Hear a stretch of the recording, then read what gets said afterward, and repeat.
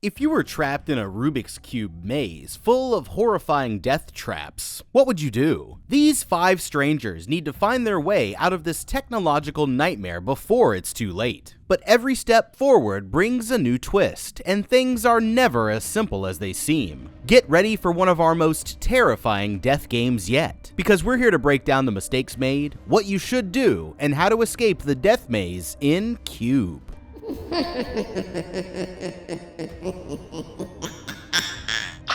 This guy is about to make a fatal discovery. The game begins as Alderson here wakes up in the center of a strange-looking room. He's been dressed in a gray prisoner's jumpsuit and placed into a large cube where the walls, floor, and ceiling are all identical, with narrow hatches built into each of the 6 surfaces. Searching for a way out, he opens one of the hatches and peers into the next chamber, which looks exactly the same, except for the walls being blue instead of white. The door beneath him drops straight into a red room, and the opposite hatch leads to one that's orange. With no way to tell what's coming next, he decides to climb through into the orange room, but that was his biggest mistake. At first, he seems to be safe, but the moment that he takes a step forward, he hears a loud whooshing noise, and bloody lines appear all over his body. Alderson's just been diced into 100 different pieces by a steel wire mesh trap, brutally killing him in the blink of an eye. Now it's time to meet the rest of the contestants, starting with Worth here, who's still just waking up from his power nap. Another prisoner, Quentin, climbs up through the floor from the chamber below, already bearing injuries that looks like he's had a close call. As he's deciding where to go next, one of the chamber doors opens as this woman Holloway begins to crawl through. Paranoid, Quentin grabs her by her shirt and body slams the woman to the floor, but quickly apologizes when he realizes that she's not a threat and is really just as confused as the rest of them. That's when they hear the 4th person calling out for help from one of the adjacent chambers. It's a young woman named Laven, and after getting the girl to safety, Quentin here explains that they all need to be careful, because he's already aware that some of the rooms are rigged with booby traps, which nearly decapitated him before he met up with the group. While they're still trying to process what's going on, the 5th and final contestant for now, an old man named Ren, climbs down through the hatch in the ceiling. Instead of freaking out, Ren here is all business and barely even acknowledges the others as he begins working on his own plan to escape. The man quickly removes his boots, throwing one of them into a chamber, while holding onto the shoelace as a way to test for traps. Sure enough, the room was rigged to kill with motion detectors, and as soon as the boot enters the chamber, an automatic flamethrower device extends out of the wall, torching it with a huge burst of flame. They quickly realize that no one can remember how they ended up there, and they don't seem to have anything in common that would explain why they've been chosen. Holloway here guesses that it could be a government or alien experiment, but Quentin insists that they stay grounded and focus on getting out, agreeing with Ren that they should keep moving in a straight line until they find an exit. One thing is for certain, they're all trapped in a technological death maze from hell. They need to solve the puzzle if they want to survive, but what they don't realize is that only one of them is going to make it out alive.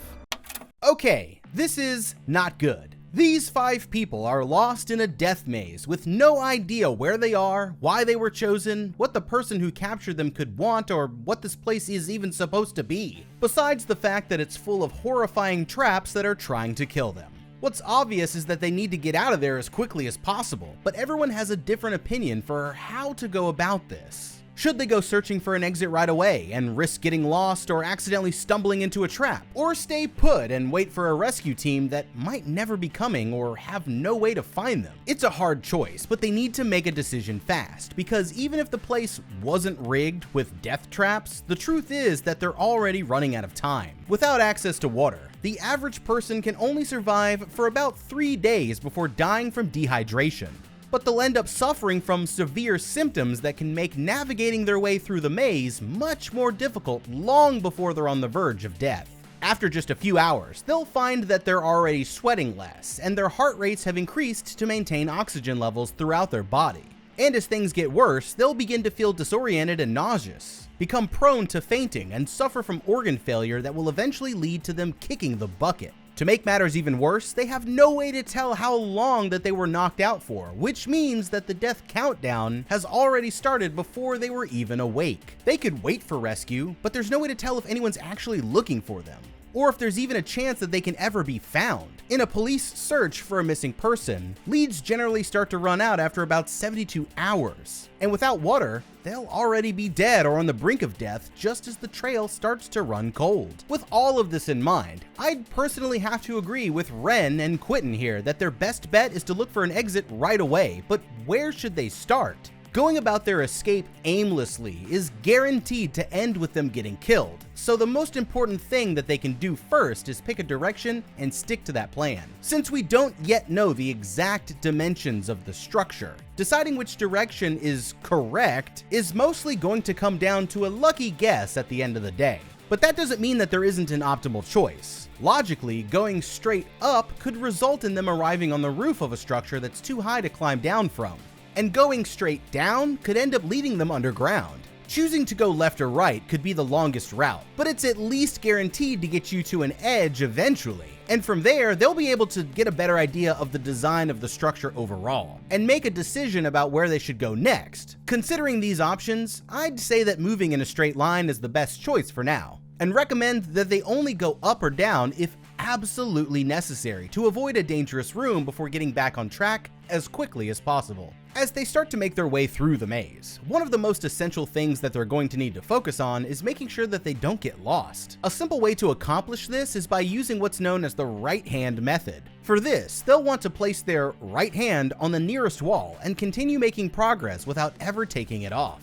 Although it's not the most efficient strategy, by using this method, they're 100% guaranteed to find the exit eventually, and can avoid accidentally losing track of the direction that they were supposed to be heading in. Also, since the design of each wall is identical, with no discerning features, whenever the group enters a new room, I'd have somebody stay by the door that we entered through until we were all ready to move on, as another way to ensure that we didn't unintentionally end up doubling back on ourselves. Later, the contestants here are going to start using the buttons from their jumpsuits to scratch out equations on the walls of the chamber. To make sure that they don't get lost, I'd use this same strategy to mark which doors the group enters and exits through in each chamber, as well as any they suspect might be trapped. That way, they'll be able to move much faster if they're forced to backtrack, and on the incredibly small chance that someone does come looking for them, the rescuers will at least have a trail to follow. Besides that, they should continue using the boot method to check for any traps, since it's the only reliable strategy that they have for seeing if a room is dangerous or not as of right now. They could save time by starting with one of the rooms that Laven or Holloway here came out of, since they already know that at least those two chambers are safe.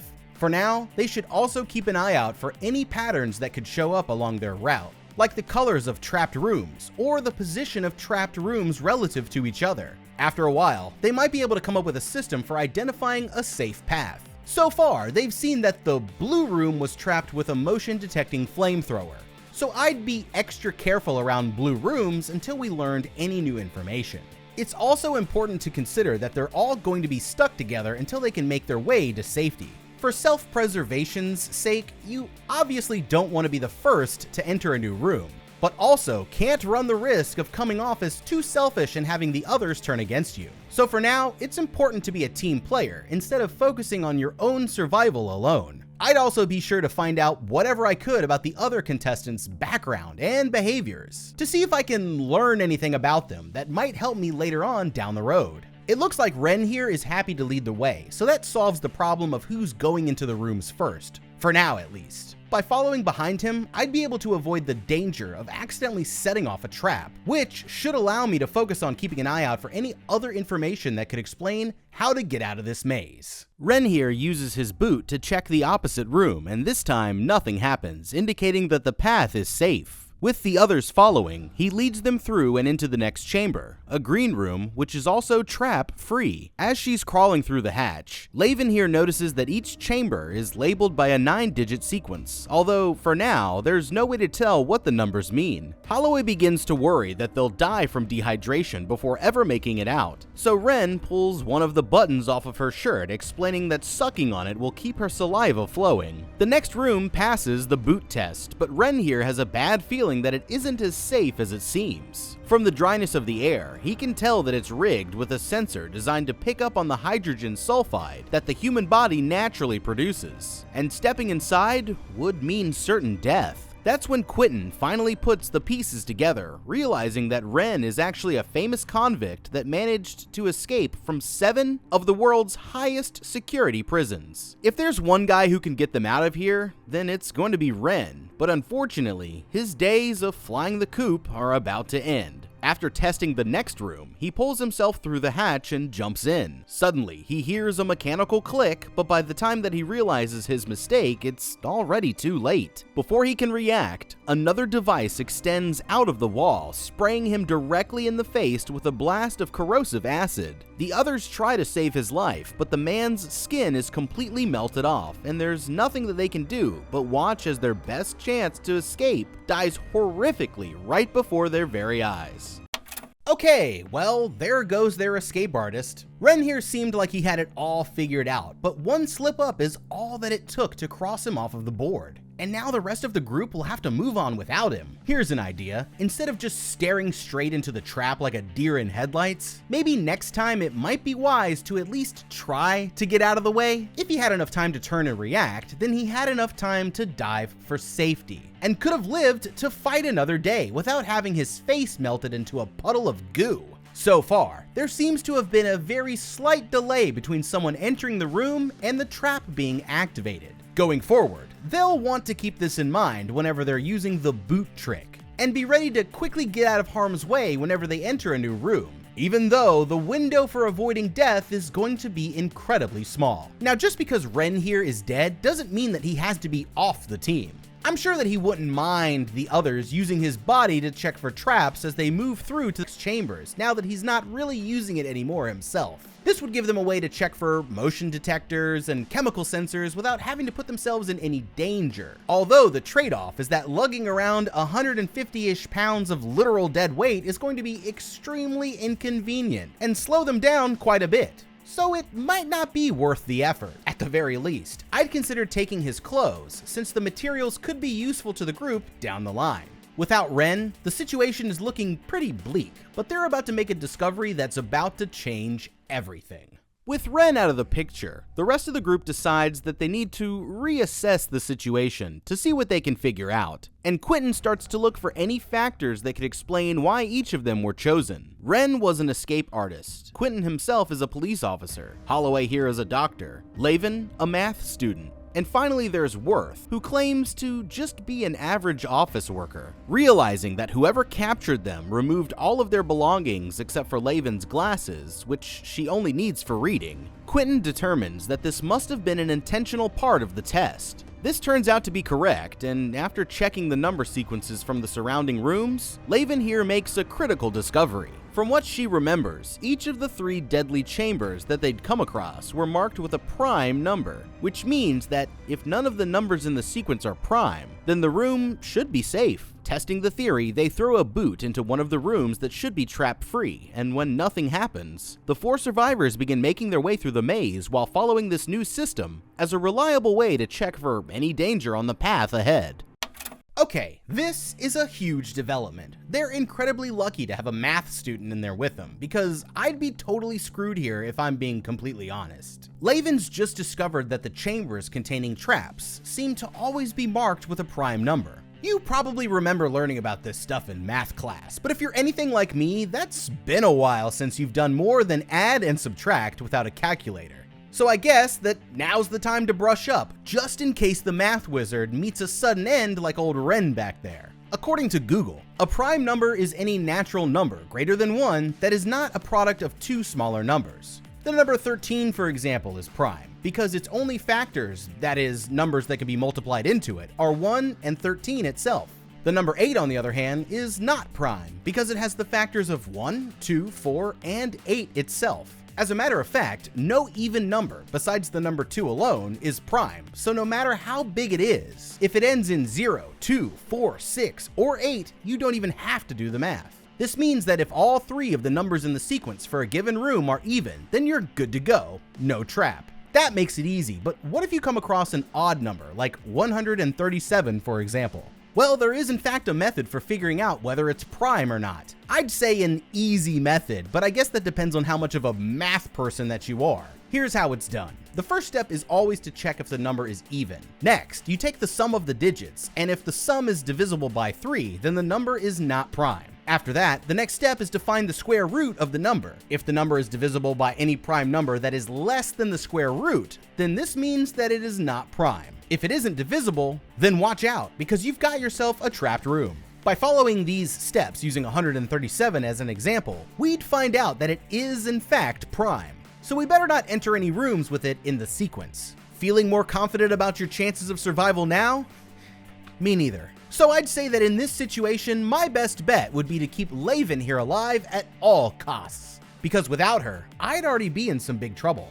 Now, I may not be a math expert, but I've seen my fair share of death games, and I hate to say it, but I've got a feeling that this new strategy isn't as foolproof as it seems. After all, why would the sicko who designed this whole thing go through all the trouble of trapping them in such an insanely complicated structure just to drop a math major into the group and make the solution something that she could figure out so easily, essentially giving everyone else a cheat code? It's a good start, but it all seems too convenient, so I'd suggest that Laven also keep an eye out for anything significant within the prime numbers themselves, like if they're increasing or decreasing in value, and if there's any other pattern that shows up while we continue moving in one direction towards the edge. With Laven handling our navigation for now, there's one more thing that I'd want to focus on. One of the most important aspects of any good death game is the people who are chosen to be in it. They're almost never chosen randomly, and sometimes the killer themselves is among them. With this in mind, I'd be keeping a close eye on my new group of frenemies to see if I could figure out who would end up being the bad apple ahead of time.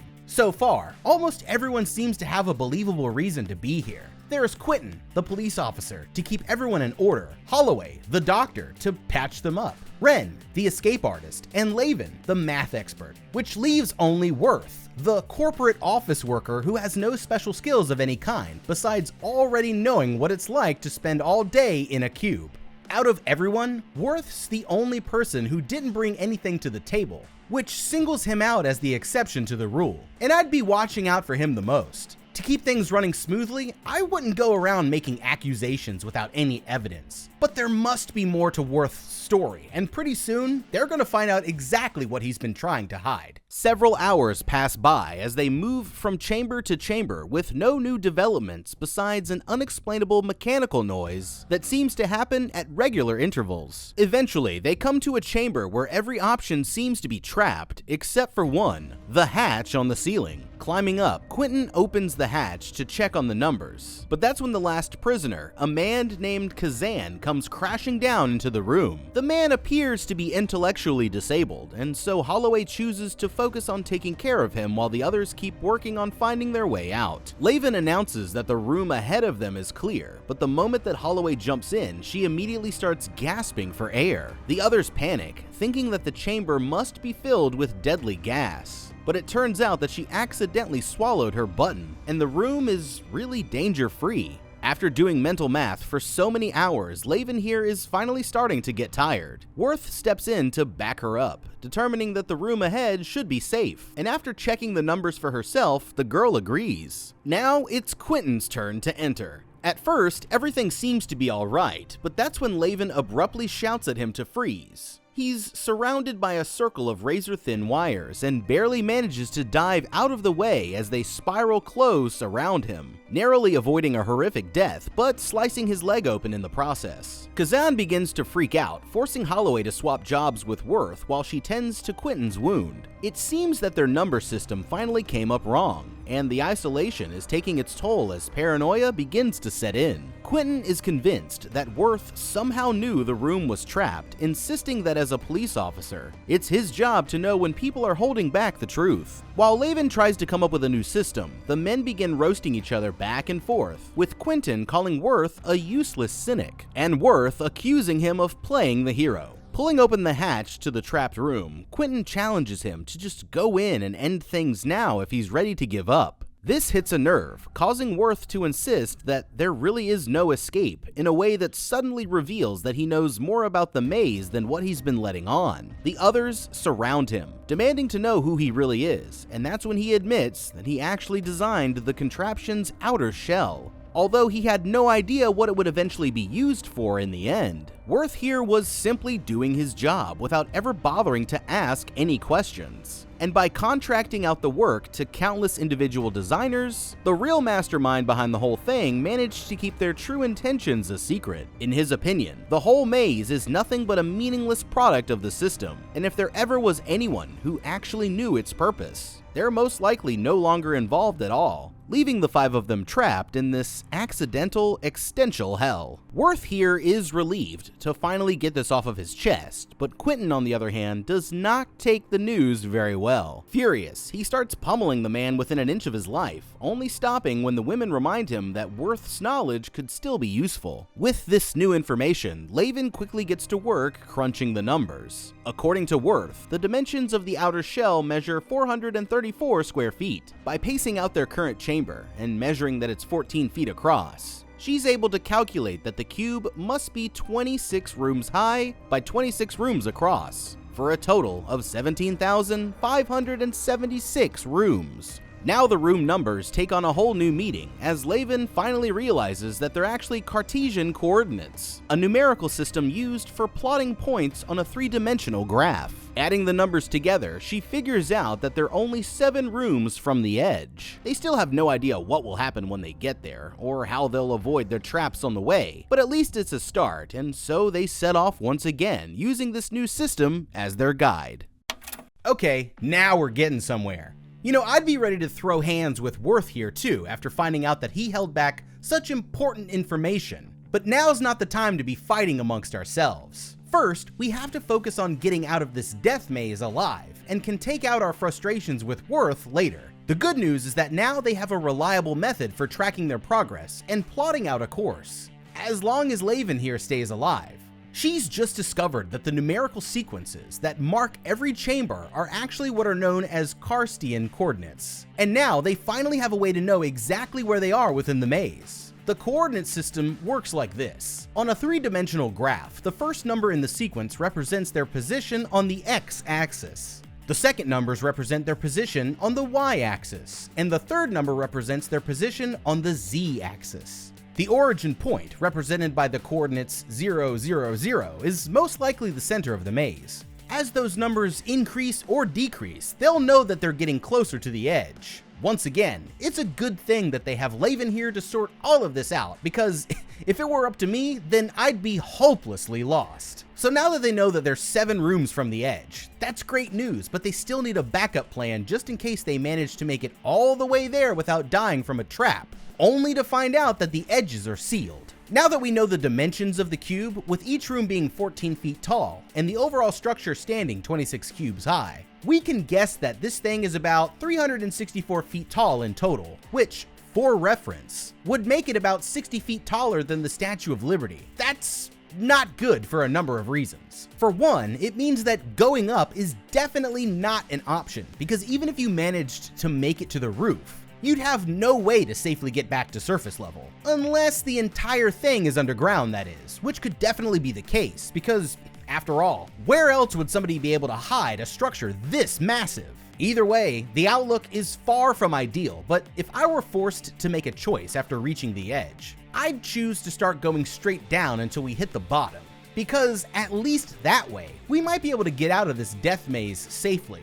If doing so ends up leaving us stuck in a massive artificial cave 300 feet underground, well, we've just got to figure things out one problem at a time. For now, there's only one way to find out what lies ahead. Keep following Laven here towards the edge, avoid dying to the traps, and hope for the best. They begin making progress as smoothly as they can, but it isn't long before Laven discovers another problem. According to her, the coordinates of the room that they're about to pass into would place it outside of the cube, meaning that there must be even more going on than what they've already managed to figure out. The group decides to head downwards, and when Kazan shouts into the chamber below, dozens of metal spikes shoot out from the ceiling, floors, and walls, revealing that it's rigged with a sound-activated trap. In fact, every route that would make them any progress is booby-trapped, leaving the group with only 2 options: turn around and backtrack, or take their chances passing through the bottom room. With time running out and only 1 boot left to test for traps, they come to the conclusion that going down is their best choice. It's Worth's turn to go first, and Quentin here wants to leave Kazan behind, afraid that he'll make a noise that will get somebody killed. The others promise to come back for him, but when Holloway calls this out as a lie, they reluctantly agree that they're all in this together like High School Musical, deciding that whatever happens, they'll face it as a team. Worth descends into the room, silently swinging his way over to the other side. He makes it to the far door and twists it open, expecting to be skewered at any moment, but the plan works and he's able to get into the next chamber unharmed. Laven goes next, followed by Holloway, and then finally Kazan. But things take an unexpected turn when he begins to go the wrong way. She crosses the room as quietly as possible and points him back in the right direction, only for Kazan to get his pants leg caught on the handle for the chamber below. Not aware of the danger, he nearly screams for help and gets them both killed, but the doctor makes it to him just in time, managing to calm him down and direct him back to safety. Now there's only Quentin left to go, but while he's crossing, the door to the lower chamber cranks open. Terrified, he closes his eyes and waits to be killed, but fortunately, nothing happens. It's not over yet though, and Kazan gets so excited by their success that he ends up making a noise, activating the trap and nearly killing Quentin, who manages to swing out of the chamber just in time.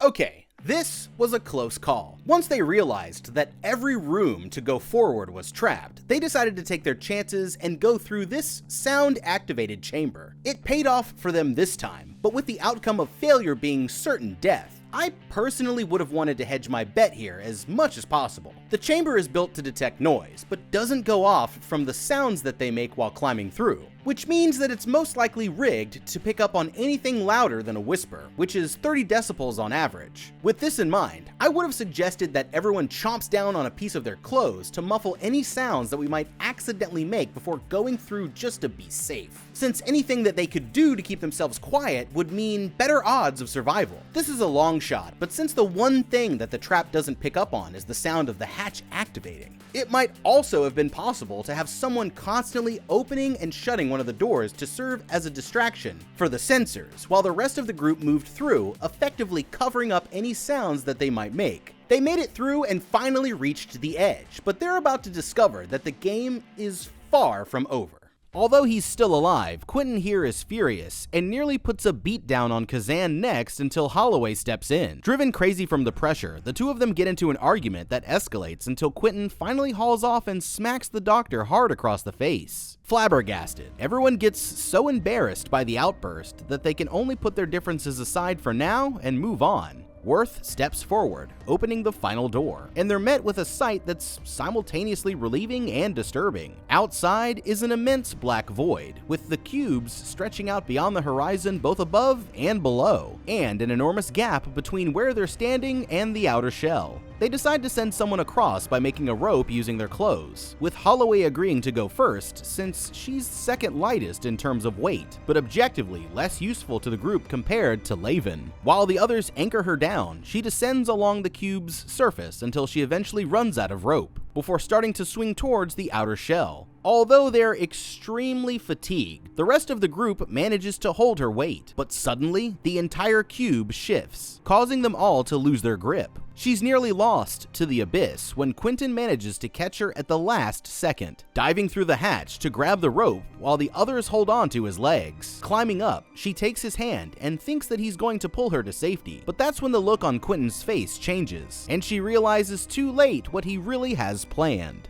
Quentin releases his grip, betraying the woman and sending her plummeting to her death. Climbing back into the chamber, he tells the others that the woman slipped, but at this point, nobody wants anything to do with him. He's determined to press on, but everyone else is too exhausted to continue. And so, they all agree to do the only thing that one can when faced with an unsolvable problem: take a power nap and figure it out when they wake up.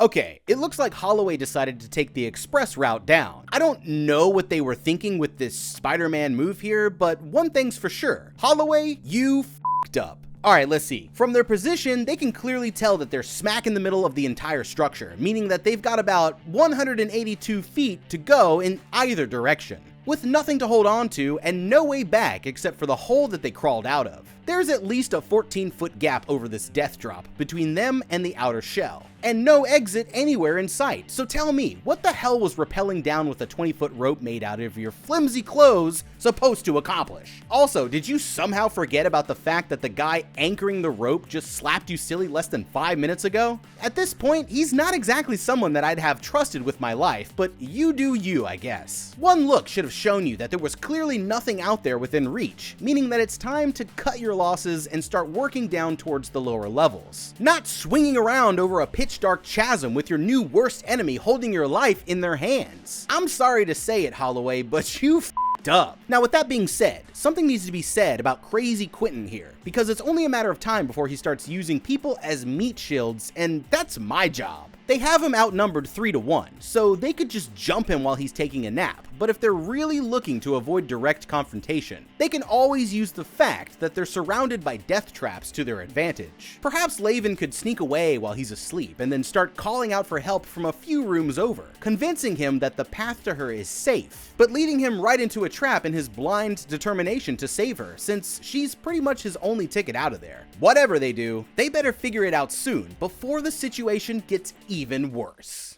While everyone else sleeps, Crazy Quentin here sets his next devious plan into motion. After stealing the last booth from Worth, he takes Laven and carries her away into the adjacent chamber, hell-bent on leaving the others behind. While they work their way towards the bottom of the maze alone, to make matters even worse, he starts getting a little too close for comfort, forcing Laven to shove him away out of fear for her own safety. Unfortunately, there's nowhere for her to turn, but Worth enters the chamber just in time, tackling Quentin to the ground and stepping between them. Quentin handles this about as well as you might expect, pummeling Worth for the second time since they've met before tossing him headfirst into the chamber below. Fortunately, the room isn't trapped, but what they're about to discover is even worse. Somehow, they've ended up right back in the chamber with Ren's dead body, and no one can believe their eyes. Quentin here tries to force Laven to figure out how this could be possible, but by now, she's absolutely done helping, shouting at him to figure it out on his own. Just when it seems like they're dead in the water,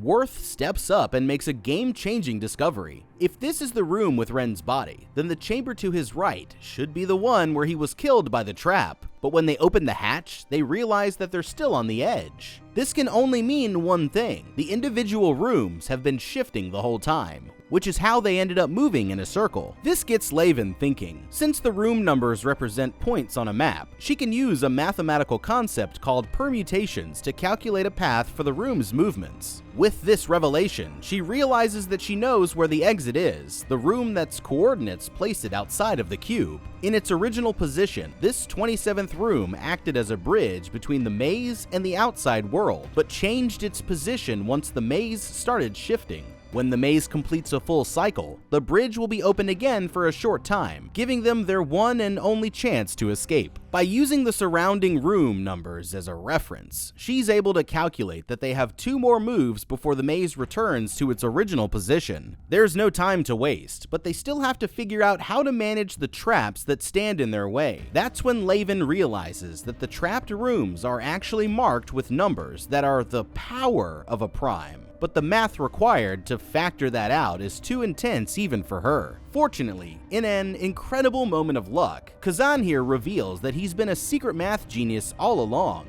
and can make the calculations that they need to tell if a room is trap-free. Testing this theory, Quentin grabs Worth by the seat of his pants and tosses him through the hatch into a chamber that Kazan and Laven say is safe. It works, and now they have a reliable way to move forward once again. As they enter the next chamber, Worth quickly doubles back and slams the hatch shut on Quentin's neck, pinning him in place. The others make sure that the next room is safe, and once they're through, Worth releases the door and follows after them, but Quentin is still close in pursuit. When he finally manages to catch up with them, Worth is nowhere in sight. Blinded by rage, Quentin storms into the chamber towards Laven and Kazan, which is when Worth opens the hatch in the floor below, causing him to drop down into the lower chamber where he's knocked unconscious or possibly killed from the fall.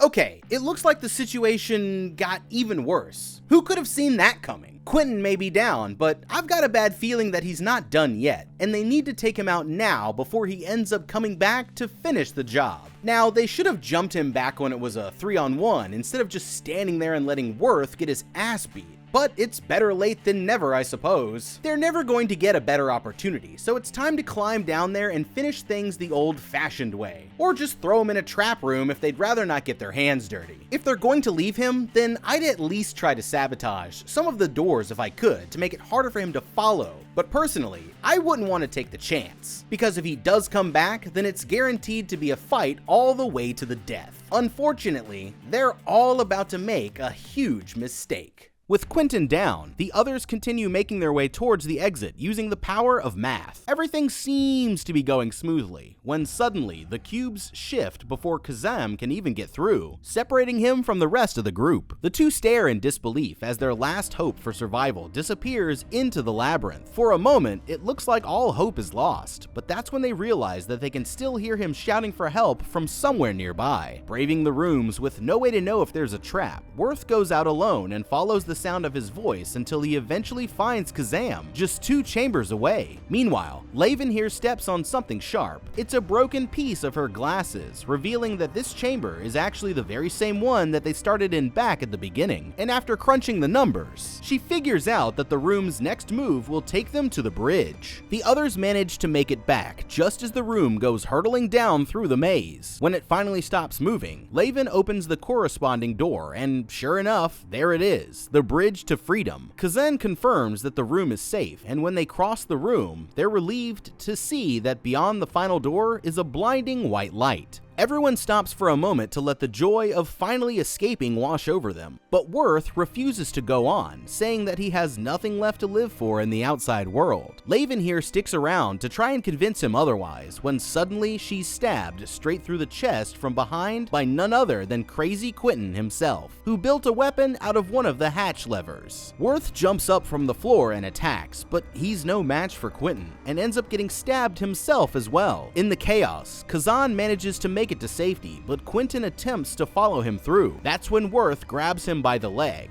holding him in place as the cube shifts, and squashing his body between the moving chamber and the outside wall. Mortally wounded, Worth crawls over next to Laven's body before succumbing to his injuries, having died a hero despite his own nihilism. Outside, Kazan steps into the blinding white light as the only survivor of this technological nightmare. But what would you do if you woke up and you were stuck in a giant metallic metal cube with a bunch of other survivors, and y'all motherfuckers just started getting picked off one by one just by going into the other room? Would you wait and see who was the smartest kid in the group to help you get out, or would you do something else? Let us know down in the comments below. Thank you so much for watching. Leave a like and subscribe, and check out the How to Beat playlist for more videos just like this one. Oh yeah, and have a damn good day.